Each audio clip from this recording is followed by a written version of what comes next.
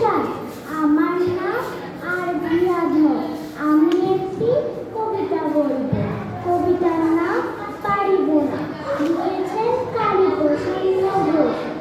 পারিব না এই কথাটি বলিও না, কেন পারিবে না তাহা ভাবো একবার।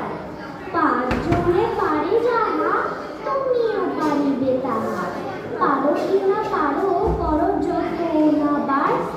একবার না পারিলে দেখো শতবার। পারিব না বলে মুখ করিও না ভার, ও কথাটি মুখে যেন শুনি না তোমার। অলস অবোধ যারা, কিছুই পারে না তারা। তোমায় তো দেখি না গো তাদের রাগা, তবে কেন পারিবে না বলো বারবার। জলে না নামিলে কেন শিখে না সাঁতার, হাঁটিতে শিখে না কেন না খেয়ে আছাড়।